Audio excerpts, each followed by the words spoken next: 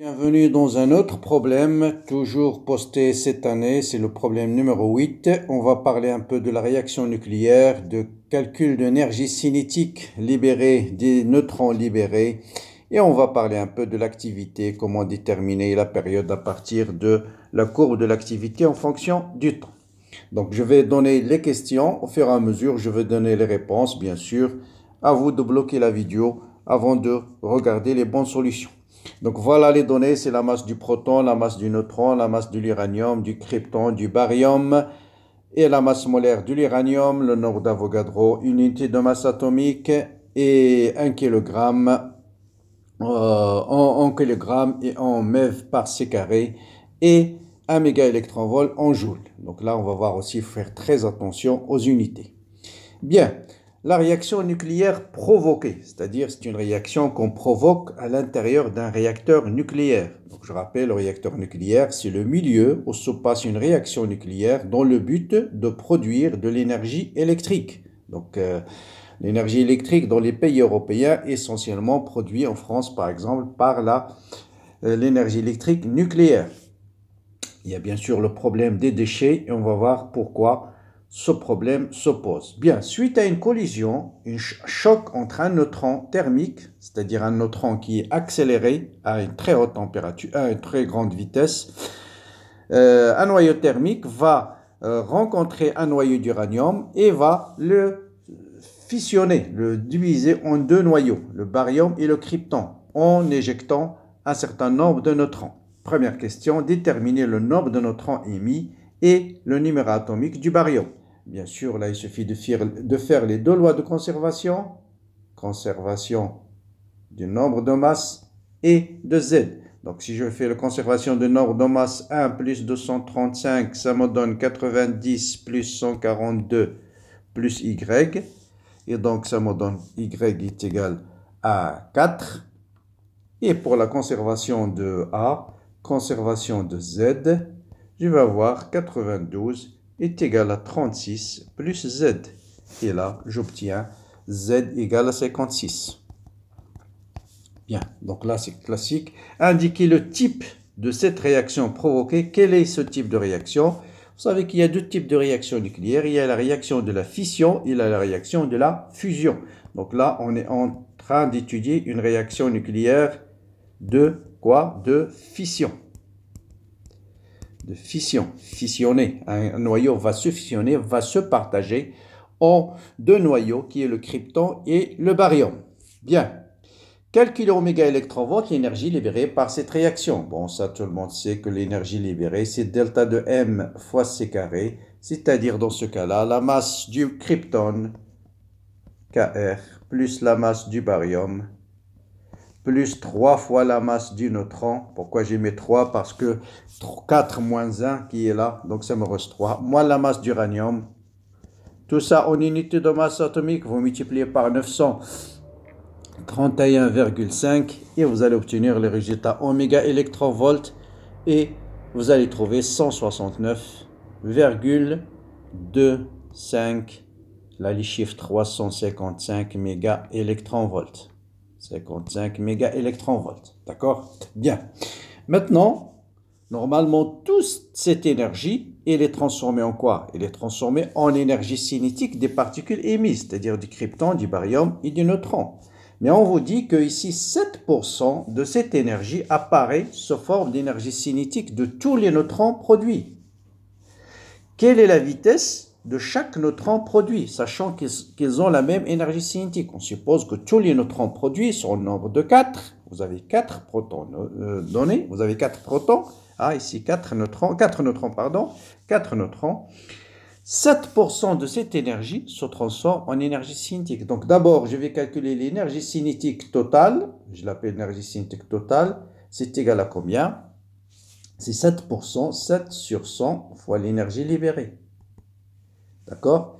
Et ce 7% de l'énergie libérée va se transformer en énergie cinétique d'un neutron. Or, d'un neutron, c'est ça. Et l'énergie cinétique d'un neutron, c'est 1/2 la masse d'un neutron fois V carré. Donc, je vais déterminer la vitesse, c'est égal. Donc, ça, je l'appelle, allez, ça, on va le calculer d'abord. Donc, voilà, d'accord. Et l'énergie cinétique totale, l'énergie cinétique d'un neutron, donc c'est l'énergie cinétique totale divisée par 4. Et cette énergie, si vous le calculez 7 sur 100 multiplié par 169, il faut le multiplier par quoi? Il faut le multiplier par 1,610 moins 13 pour trouver l'énergie en joules. Hein?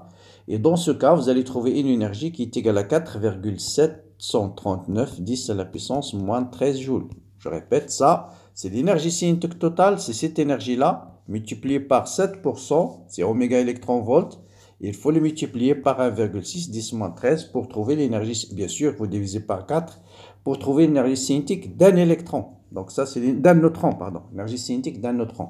Or, l'énergie cinétique, c'est 1 demi mv carré, donc la vitesse, c'est racine carrée de 2 fois l'énergie cinétique d'un neutron divisé par la masse. Et là, vous allez trouver une énergie en mètres par seconde qui est 2,379 fois 10 à la puissance 7 mètres par seconde. Ce sont très très rapides. Qu'on peut mettre en kilomètres, vous allez voir pourquoi. C'est en kilomètres, c'est à peu près 23 000 ou bien les 2,379 10 puissance 4 km par seconde. C'est trop.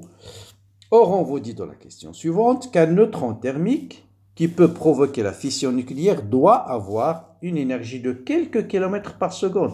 Là, c'est énorme. C'est pas quelques kilomètres, c'est 10 millions, 10 000, 10 kilomètres, millions de kilomètres. Donc, il faut ralentir ces neutrons. Et pour les ralentir, on utilise ce modérateur. Donc, le modérateur a pour rôle de ralentir les neutrons provoqués afin qu'ils puissent à leur tour provoquer d'autres fissions. Ils rencontrent d'autres uranium et donc vont libérer d'autres énergies. Donc le modérateur, ça sert à ralentir les neutrons pour avoir des vitesses de quelques kilomètres par seconde. Pourquoi?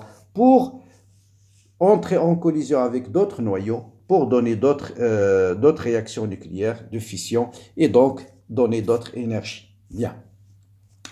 Maintenant, on vous dit que dans un réacteur nucléaire à uranium, l'énergie moyenne libérée, c'est 170. Bon, là, on vous donne déjà l'énergie moyenne libérée. Déterminer en joules l'énergie moyenne libérée par la fission d'1 kg d'uranium. D'accord? Donc, tout d'abord, il faut déterminer le nombre de noyaux dans 1 kg. Or, vous savez tous que le nombre de noyaux dans 1 kg, c'est la masse divisée par la masse molaire multipliée par le nombre d'Avogadro. Bien sûr, la masse molaire en grammes, donc il faut transformer 1 kg en grammes, c'est 1000, divisé par la masse qui est 235, ça c'est la masse molaire de l'uranium en grammes, multiplié par le nombre d'Avogadro, 6,2 10 puissance 23, et ce calcul va vous donner 2,56 5617 10 à la puissance 24 noyaux. Ça c'est le nombre de noyaux. Bien. Maintenant, on va parler de la puissance de la question tout de suite. Donc, je vais calculer tout de suite l'énergie libérée par 1 kg. Donc, ça sera tout simplement, on sait qu'un noyau nous donne 170 mégaélectronvolts. Donc, si j'ai n noyaux, il va vous donner n fois 170 en mégaélectronvolts. D'accord? Donc ça, c'est le nombre de noyaux en joules. Et si on veut en joules, ça sera n multiplié par 170 multiplié par 1,6 10 à la puissance moins 13. Et donc là, je trouve l'énergie totale libérée par 1 kg en joules. Et ça va vous donner 6,97 10 à la puissance 13 joules. Donc il faut bien faire attention. Souvent, si on travaille en puissance, la puissance, je vous rappelle, c'est en watts, l'unité internationale c'est le watt, et c'est donné par l'énergie sur le temps. L'énergie doit être en joules, le temps en secondes. Donc le watt, c'est joules par seconde. C'est pourquoi toujours les énergies, il faut les transformer en joules avant de travailler avec les puissances. D'accord?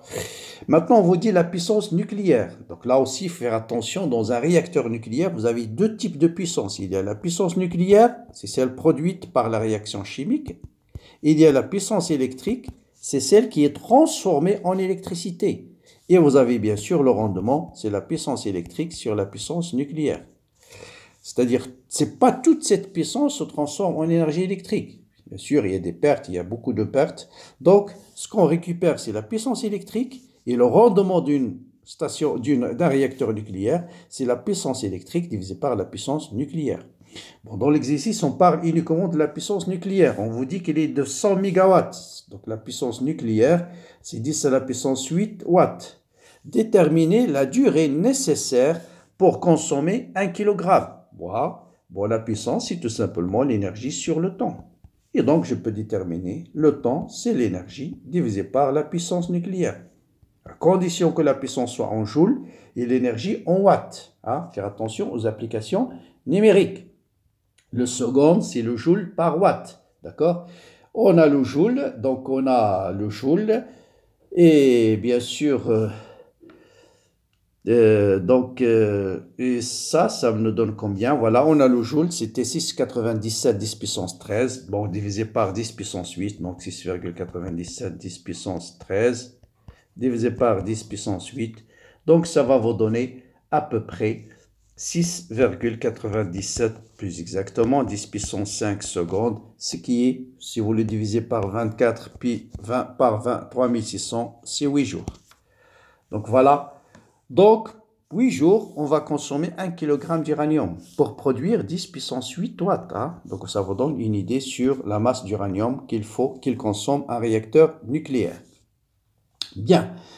Maintenant, la deuxième partie, la réaction spontanée. Hein, ça, c'est une réaction provoquée. La première, c'est une réaction provoquée. Ça veut dire quoi? Provoquée, c'est nous. Hein, c'est on envoie un neutron, on chauffe par des accélérateurs nucléaires, on crée des accélérateurs de neutrons. Donc, on le crée au laboratoire, dans un réacteur nucléaire.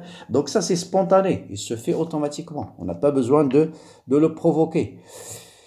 Donc le noyau de krypton, on vous dit le noyau de krypton est obtenu et radioactif, c'est-à-dire l'obtenu par la réaction précédente. Il se désintègre en zirconium par une série de désintégrations β-. Déterminer le nombre de β-. Bon, il suffit de faire toujours l'équation et puis conservation. Donc le krypton 36, 90 va se désintégrer spontanément en zirconium 40, 90. Donc, vous voyez bien, plus A, un nombre N de β-, E moins 1, 0. Bon, vous conservez, vous faites 90 et 90, conservation de Z, c'est bon. Et là, vous avez 36 est égal à 40 plus moins 4N, moins N. Moins N. Donc, N, il est égal à combien? Donc, N égale tout de suite à 4. Donc, il est égal à 4. Bien.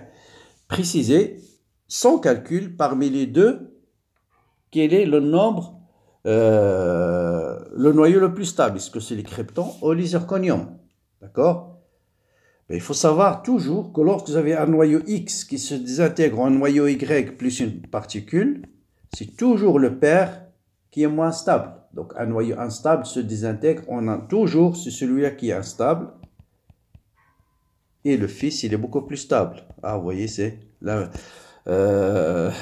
l'opposé de la nature. Hein. Souvent, c'est le père qui est stable et le fils qui est instable. En nucléaire, c'est toujours le père, c'est lui qui est instable, c'est-à-dire le radioactif, le noyau radioactif d'origine, c'est-à-dire celui qui se désintègre, il est automatiquement moins stable que celui qu'on obtient. Autrement dit, le noyau qui s'obtient par la radioactivité, il est beaucoup plus stable que le noyau père.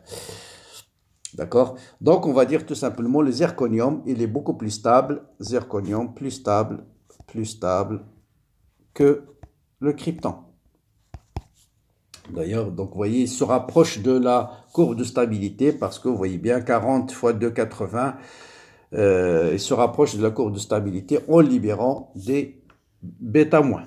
Bien.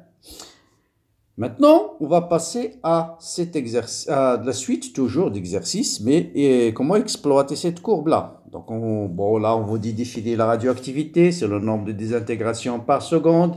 Écrire l'expression de l'activité, vous savez que A à l'instant T, c'est A0 exponentielle moins lambda T. Tout ça, c'est des questions de cours.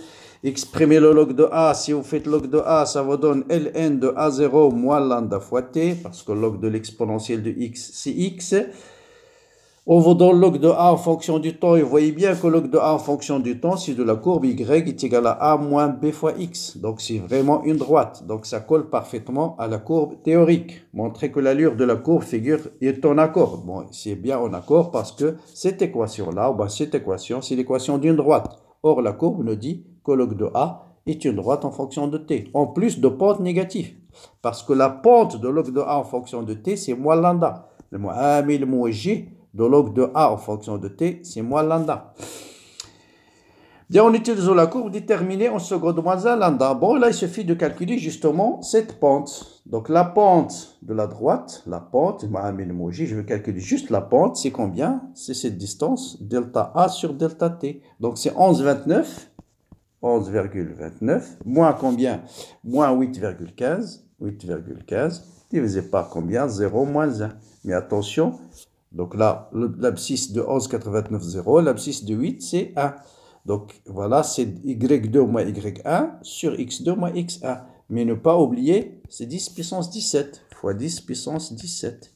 Donc ça vous donne moins. Donc là, c'est moins combien? Donc, moins 3, je crois, 14, voilà, moins 3,14, 10 puissance 17, moins 17 plutôt, seconde moins 1. Or, la pente, c'est quoi? C'est moins lambda. Donc, lambda est égal à 3,14, 10 à la puissance moins 17, seconde moins 1. L'unité de lambda, c'est seconde moins 1. Bon, dernière question, déduire la période. Bien sûr, si vous connaissez lambda, la période, c'est log de 2 sur lambda. Donc là, vous voyez, c'est surtout des questions de calcul. Il ne faut pas se tromper de calcul. 963, log de 2 divisé par 3,14, 10 puissance moins 17. Et ça vous donne 22,0747, 10 à la puissance 15 secondes. Si on fait de l'ordre de 7, 10 puissance 8 années. Et voilà le problème de la réaction de fission. La réaction de fission, justement, c'est que c'est donc l'uranium, ça c'est l'uranium, vous voyez. Donc la période de l'uranium, elle est énorme, elle est 7, 10 puissance 8 années. Bon, voilà pour cet exercice. On a parlé un peu de réaction nucléaire, on a parlé un peu de l'énergie cinétique libérée par une réaction, de la puissance nucléaire. On a fait aussi allusion au rendement. Donc si vous avez suivi la vidéo jusque-là, c'est ce que vous avez appris quelque chose. Donc n'hésitez pas à mettre un petit mot dans la description, dans les commentaires, likez la vidéo, partagez-la avec vos amis. Bon courage, bonne continuation et à très bientôt.